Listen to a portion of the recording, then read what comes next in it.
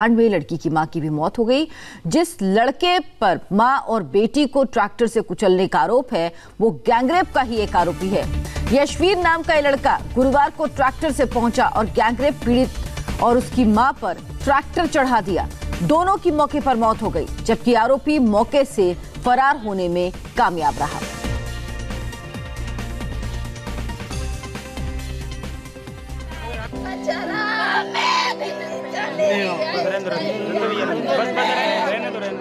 सड़क किनारे मां और बेटी के शव पड़े हैं। आसपास भीड़ जमा है। चीख, चित्कार और मातम से आसमान गूंज रहा है।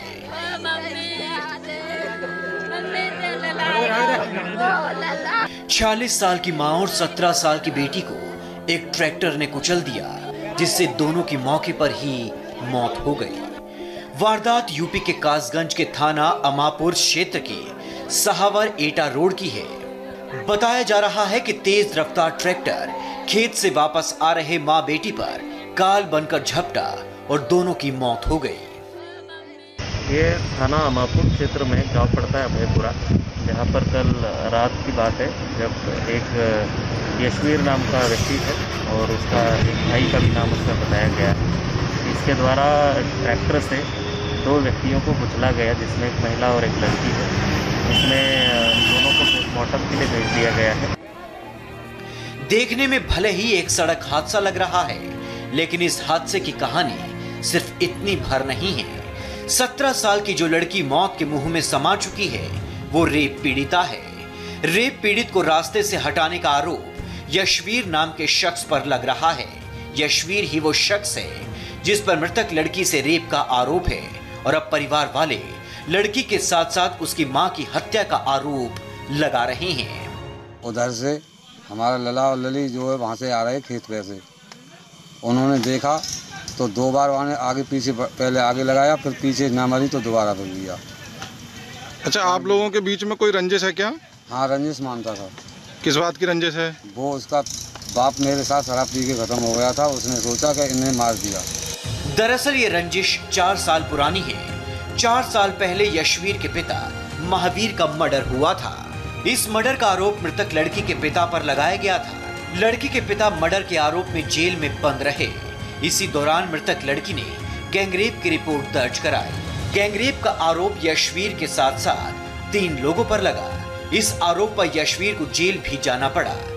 गैंगरेप पीड़िता के पिता का आरोप है कि यशवीर जेल जाने से काफी नाराज था। वो लड़की और उसके परिवार को सबक सिखाना चाहता था। आरोप ये भी है कि गुरुवार को यशवीर को लड़की से बदला लेने का मौका मिल गया।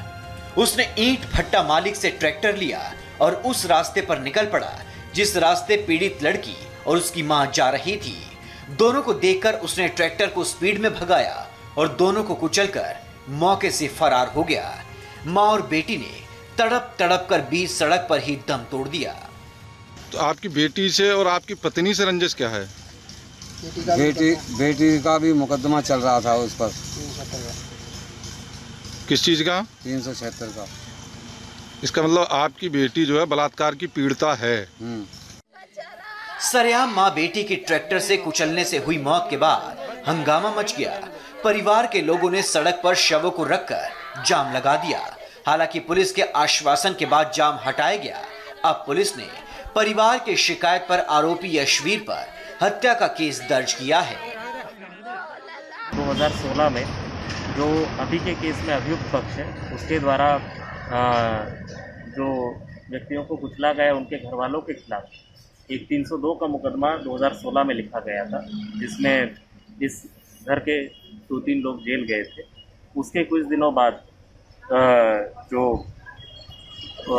विक्टिम पक्ष है, वादी पक्ष है, उनके घर वालों की तरफ से एक 363 का अपहरण का मुकदमा इस व्यक्ति के खिलाफ लिखा गया था और 2-3 लोगों के खिलाफ लिखा गया था, जिसमें लड़की को बरामद करने के बाद में उन 3 लोगों को जेल भेजा गया था और उनके खिलाफ भी चार्जशीट लगी थी। ये दोनों ही घटनाएं 2016 की है, जिसमें दोनों परिवारों ने एक दूसरों के खिलाफ, एक परिवार ने 302 और एक परिवार ने 363 ऐसे 2 मुकदमे एक दूसरे के खिलाफ लिखाए थे।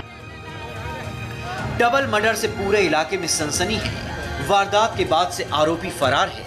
पुलिस उसकी तलाश में जुटी है, लेकिन जिस तरह से एक गैंगरेप पीड़िता और उसकी मां की ट्रैक्टर से कुचलकर मौत हुई है, ये मामला यहीं पर शांत होता नहीं दिख रहा है। इस पर सियासी बवाल होना तय है। Narendra Paliwal, India TV, Kasganj, UP. और अब